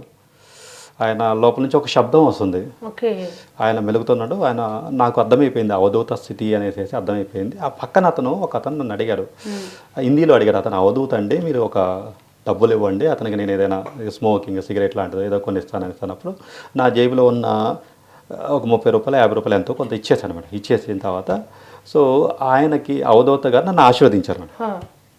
ఆశీర్వదించారు. అంటే ఈ నెత్తి తల మీద అతను చేయి పెట్టడం జరిగింది. ఆ పెట్టిన తర్వాత మేడం నేను గిరి ప్రదక్షిణ కంప్లీట్ అవ్వడానికి 4 గంటలు పట్టింది కదా, ఆ వైబ్రేషన్ 4 గంటలు ఉంది మేడం. ఆ శక్తి లోపలికి వెళ్ళటము, ఆ శక్తిలోకి మమేకమైపోవడం, నేను ఎలా నడుస్తున్నానో కూడా నాకు తెలియదు మేడం. ఆయన తర్వాత నేను ఎంత ప్రయత్నం చేసినా కనిపించలేదు మేడం. ఎక్కడ ఉంటాడో తెలియదు, ఎలా ఉంటాడో తెలియదు. తర్వాత అన్ని లింగాల దగ్గర పోయి ఎంక్వైరీ చేశాను, ఎక్కడ ఉన్నా ఆయన నాకు కనిపించలేదు. ఆ తత్వం నాకు చాలా అనిపించింది. నాకు ఆ రోజు అనిపించింది అనమాట, జన్మజన్మల కర్మలన్నీ దగ్ధమైపోయాయి నాకు. అనుగ్రహం వచ్చింది, ఆ స్వామి అనుగ్రహం నాలో కలిగింది. ఇక అసలు ఆ తర్వాత నేను ఇంకా దాని గురించి ఇంక ఆలోచించలేదు మేడం. ఒక తర్వాత కొన్ని సిద్ధులు కొంతమంది రావటము, నన్ను ఆశీర్వదించడము, తర్వాత ఇక్కడ ఇలా పచ్చబొట్టు శివుడు తనతో రావటం నాకు అనిపించింది అన్నమాట. నాకు ఏ ప్రమేయం లేకుండా శివుడు నా మీదకి నా బ్లడ్లోకి రావాలనుకున్నా. అలా వచ్చేది. నా ప్రమేయం లేకుండా కూడా కొన్ని జరగటం. సో నేను ఒకరోజు వర్షం కురుస్తుంది, మధ్యలో ఉన్నా నేను. మరి వర్షం కురిస్తే గిరిప్రక్షణ చేయలేను, మధ్యలో కంప్లీట్ చేయదు కాదు. నేను మనస్ఫూర్తిగా భగవంతుని ప్రార్థించి ఇమ్మీడియట్గా వర్షం తగ్గింది మేడం. తగ్గింది, మళ్ళీ నేను కంప్లీట్ అయిన తర్వాత మళ్ళీ వర్షం పడుతుంది. ఎండలు ఎన్నిసార్లు నేను ఎండ బాగా ఉన్నప్పుడు సడన్గా తగ్గిపోవటం, నేను గిరిప్రక్షణ చేసిన తర్వాత మళ్ళీ ఎండ రావటం. సో అద్భుతమైన ఒక మిరాకిల్స్ మేడం, అవన్నీ కూడా మిరాకిల్స్. సో సిద్ధులతోటి, అంటే వాళ్ళ సిద్ధులని కూడా తెలియదు, వాళ్ళు ఆశీర్వాదం ఇవ్వటము, నేను వాళ్ళ కాళ్ళకి నమస్కారాలు చేయడము, తర్వాత కొంతమంది అవధూతలు కనిపించడము, సో తర్వాత ఇవన్నీ చూడటం కాబట్టి ప్రాసెస్ ఉంది మేడం. బట్ నేను పూర్తి స్థాయిలో నేనేమనుకున్నాను మేడం, అంటే నా ఉద్దేశం ఎలా ఉంటుందంటే ఎక్కువ సాధన మీద దృష్టి పెట్టాను. రమణాశ్రమంలోకి వెళ్ళటము, గిరిప్రక్షణ చేయడం, రమణాశ్రమంలోకి వెళ్ళటం, స్కందాశ్రమంలోకి వెళ్ళటము. సో తప్పితే మిగతా వాటి మీద ఎక్కువ ఉండదు. అంటే నేను ఎప్పుడు కూడా లోపలికి వెళ్ళటం మీద దృష్టి ఎక్కువగా పెట్టాను. మీ సాధన అంటే ఒక్కొక్కరిది ఒక్కొక్క, కొంతమంది జ్ఞాన యోగంలో ఉంటారు, తత్వ విచారణ ద్వారా అదే హూ యామ్ ఐ అనుకుంటారు. కొంతమంది భక్తి యోగంలో ఉంటారు, శరణాగతి. కొంతమంది ఏమో మంత్ర సాధన ఉంటారు. మీరు ఏ సాధన ఆధ్యాత్మిక ముందు నుంచి మీరు ఎలా చేసేవారు? నాది జ్ఞానమే మేడం. సో జ్ఞానయోగమే. సో జ్ఞానయోగము ప్లస్ రాజయోగాన్ని మిక్స్ చేశాను నేను. ఓకే. అలా అనేసి ఒక స్థాయికి వచ్చిన తర్వాత అన్నీ ఒకటైపోతాయి. వెళ్ళడానికి లక్ష్యం ఒకటే, మార్గాలు విభిన్నంగా. జ్ఞానంలోకి భక్తి ఎంటర్ అయిపోతుంది. అవును. భక్తి లేకుండా జ్ఞానానికి విలువ ఉండదు. నిజం చెప్పాలంటే అసలు జ్ఞానం అనేది ఇప్పుడు మెటలిస్టిక్ నాలెడ్జ్ ఎందుకు మేడం? చాలా మంది మేధావులు ఉన్నారు, కానీ భక్తి లేనిది జ్ఞానం ఎందుకు ఉపయోగం ఏముంది? దానికి ఏదో మార్కులు తెచ్చుకోవడానికి ఉపయోగపడేది తప్పితే అనుభూతి కోసం ఉపయోగపడుతుంది కదా. సో కాబట్టి నాకేంటంటే భక్తి, జ్ఞానము, రాజయోగము, కర్మయోగం ఇవన్నీ కూడా మిక్స్ అయి ఉంటాయి మేడం. సో ఈ మిక్స్ అయిన స్థితిని ఒక సాధకుడు ఒక స్థాయికి వెళ్ళిన తర్వాత అనుభూతి చెందరు. మొదట్లో ఒక్కొక్కటి సపరేట్ అనుకున్నాడు, కానీ ఒక స్థాయికి వచ్చిన తర్వాత, ఒక అవగాహన ఏర్పడిన తర్వాత అన్నిట్లలోనూ నేనే ఉన్నాను. స్టెప్ బై స్టెప్, ఓకే ఒక స్టెప్ నేను కర్మయోగంలో వేశాను, ఒక స్టెప్ జ్ఞానయోగంలో వెళ్ళిపోతూనే ఉంటాం. మామూలు భక్తి ఇంట్లో పూజతో స్టార్ట్ అవుతుంది, తర్వాత మెల్లిగా మంత్రం, తర్వాత ధ్యానం, ఆ తర్వాత తత్వ విచారణ, ఇలా అన్ని స్టెప్ బై స్టెప్ మన సాధన క్రమాన్ని బట్టి ఆ ప్రకృతి మనల్ని చేయబట్టి ఒక్కొక్క స్టెప్ ఎక్కిస్తూ ఉంటుంది. చాలా మంది మీరు ఇది కూడా చేస్తారా, ఇది కూడా అది కూడా కదా, అన్ని చేయాల్సిందే సాధకుడు. ఒకటే చేయటం అనేది జరగదు మేడం. నిజమైన స్థాయికి పెంచినప్పుడు అన్ని మిక్స్ అయిపోతాయి కాబట్టి రమణ వారు ధ్యాన యోగం, బట్ ఆయన తత్వ విచారణ హూ యామ్ ఐ అనేది ఆలోచించారంటేనే తత్వ విచారణ. సెల్ఫ్ ఎంక్వైరీ చేయడము, జ్ఞానం గురించి ఆయన చెప్పినప్పటికీ కూడా ఆయన భక్తి తత్వము, అంటే అరుణాచలం మీద ఎంత భక్తి ఉంది, అవును, ఆయనకి ఎంత ప్రేమ ఉంది అరుణాచలం మీద, ఆయన ఎంత ప్రేమ ఉంటే ఆయన జీవితకాలం మొత్తం అరుణాచలం నుంచి బయటికి రాలేదు. అవును. సో ఏ యోగి రామకృష్ణ పరమహంస భక్తి నుంచి ఆయన ధ్యాన యోగం, ఆయన అన్ని మతాల సారం, రామకృష్ణ వారి మతాల సారం ప్రతి చోట, ఈవెన్ క్రిస్టియానిటీ కూడా ఆయన చూసారు. ముస్లిం సాధనలో మోక్షం ఎలా ఉంటుందో చూసారు. ఆయన అందరూ భక్తికి ప్రాధాన్యం ఇస్తారు, కానీ ఆయన ధ్యానం, మెడిటేషన్ ద్వారా కనుక మనం ఇది అని అంచనా వేయలేము, చెప్పలేము. ఒక జ్ఞాని ఎప్పుడు కూడా మేడం, ఎప్పుడు కూడా అన్నిట్లోనూ ఉంటాడు. అన్నిట్లోనూ ఉండడం అంటే ఏంటంటే ఎక్కడ ఏ స్థితిలోకి వెళ్ళాలో ఆ స్థితిలోకి వెళ్ళేసేసి బయటికి రాగలుగుతాం. అది నిజంగా సాధన అంటే వెళ్ళి అక్కడ ఉండకుండా మళ్ళీ లౌకికంలో కూడా రాగలిగే స్థితే జ్ఞాన స్థితి. అర్జునుడు పద్మవ్యూహంలోకి అభిమన్యుడు వెళ్ళగలుగుతాడు కానీ రాలేడు. అది నాలెడ్జ్ అనుకుంటారు, బట్ సో మొత్తం అట్లా ఉన్న ప్రాపంచికంలో ఉండలేరు. అంటే హిమాలయాలకు వెళ్ళి సాధన చేసే వాళ్ళే అది వేరు, కానీ ఈ లౌకికంలో ఉంటూ సాధన చేసేవాళ్ళు లోపలికి రాగలగాలి. అంటే అది కూడా దీన్ని వదిలిపెట్టుకోకుండా, దాన్ని వదిలిపెట్టుకోకుండా నేను వెనక్కి రాను, నేను ఒక అడుగు ముందలకు వేసాను, ఆధ్యాత్మికలో ముందలకు వెళ్ళాను, ఏదేమైనా సరే గురువునే పట్టుకుంటాను, దైవాన్నే పట్టుకుంటాను, ఆయనే నా సారథి అనుకున్న వాళ్ళు ఖచ్చితంగా భగవంతుడు అక్కడ దాకా తీసుకెళ్తారు మేడం. లేదు ఇదేదో కన్ఫ్యూజన్గా ఉంది, ఇదేదో క్లారిటీ లేదు అనుకున్న వాళ్ళు, లేకపోతే అవసరం కోసం వెళ్ళిన వాళ్ళు మధ్యలో వచ్చేసేసి వదిలేసి వస్తారు. వీళ్ళకి ఏంటంటే హాఫ్ నాలెడ్జ్ ఉంటుంది, కొంతవరకు వెళ్ళగలుగుతారు కానీ నిలబడలేరు. సో కర్మ అంటే ఏందో అర్థం కాదు, ఇదంటే ఏందో అర్థం కాదు, ఏది సరిగా అర్థం చేసుకోలేరు. కాబట్టి అది సర్టిఫికేట్ కోర్స్ లాగా ఉంటుంది. అదే భక్తి అనేది కూడా సర్టిఫికేట్ కోర్స్ లాగా ఉంటుంది అనమాట. ఏదో ఉంటుంది ఆ సర్టిఫికేట్ కోర్స్ కోసం ఏదో ఒకటి నేర్పిస్తారు, అది నేర్చుకుంటారు, దాన్ని చెప్తుంటారు, అది బై హార్డ్ చేసినట్లు ఉంటుంది.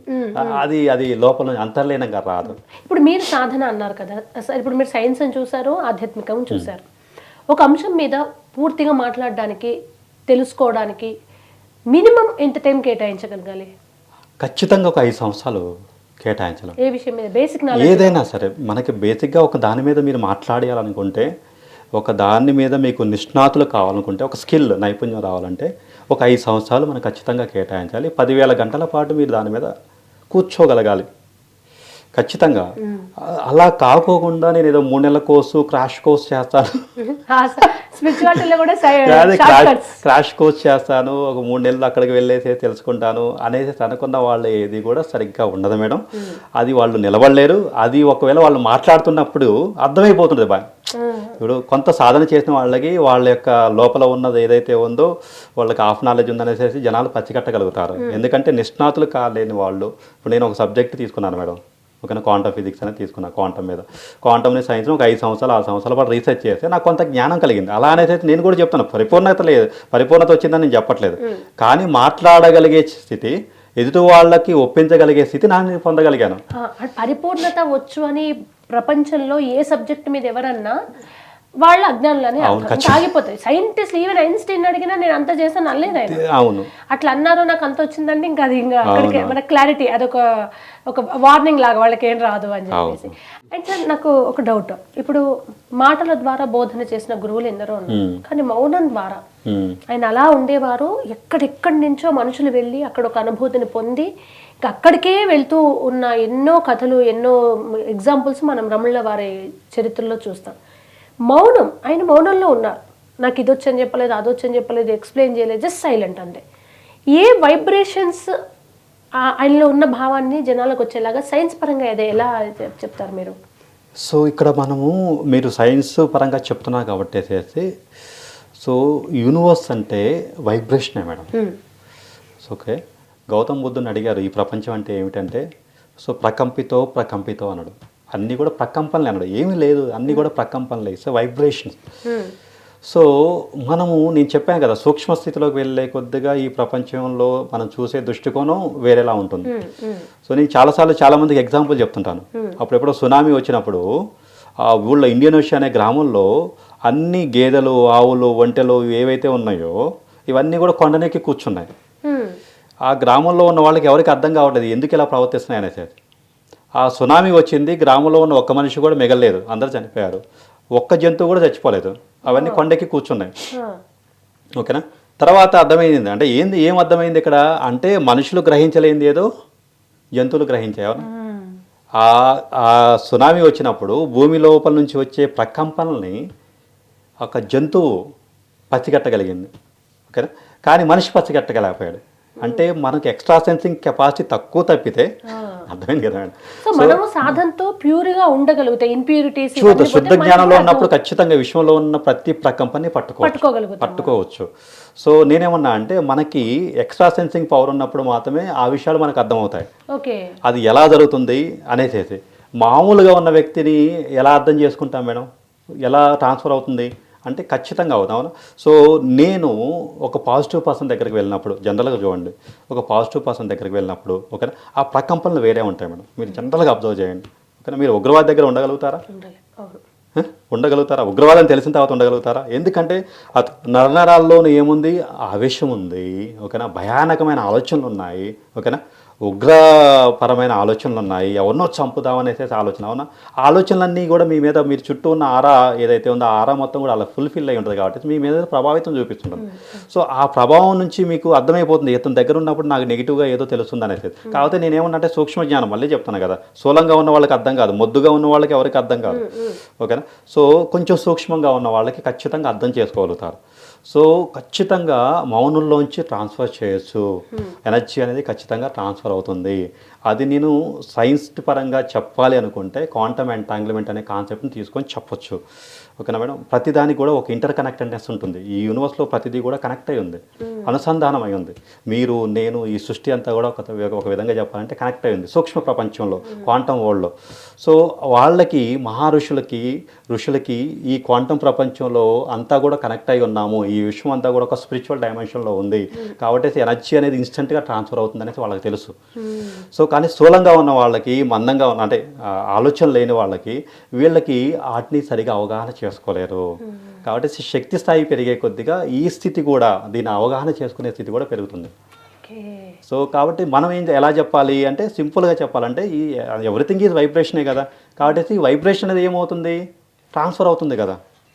మీ వైబ్రేషన్ నాకు ట్రాన్స్ఫర్ అవుతుంది, నా వైబ్రేషన్ మీకు ట్రాన్స్ఫర్ అవుతుంది కదా. ఆ ట్రాన్స్ఫర్ అయ్యే స్థాయిలో సాధకులు ఉంటే ఇంకా చెప్పాల్సిన అవసరం లేదు. తీసుకుంటారు, డైరెక్ట్గా తీసుకుంటారు. ఒక రమణ మహర్షి దగ్గర పోవడం, అక్కడ కూర్చోవడం అనేది మామూలు అదృష్టం కావు.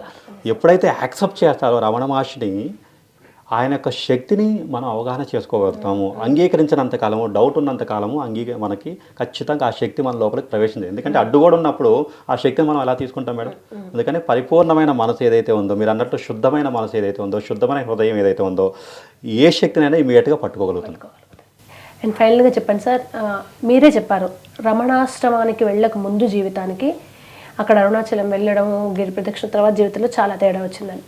అక్కడ అన్ని సార్లు గిరి ప్రదక్షిణ చేసిన వ్యక్తిగా చాలామంది వెళ్తున్నారు, చేస్తున్నారు. మీరు ఇందాక ఒక సందర్భంలో అన్నారు కోరికల కోసం, ప్రాపంచికం కోసం. కానీ రమణుల మార్గమే ప్రాపంచికం కాదు, ఆధ్యాత్మిక ప్రపంచవాదం ఒకటి. ఈ విషయం గురించి మా ఆడియన్స్కి ఏం చెప్తారు ఫైనల్గా? నేను అరుణాచలం అనేది ప్రతి ఒక్కళ్ళు వెళ్ళవలసిన అంశం. ఎందుకంటే ఆత్మ పురోగతి కోసం.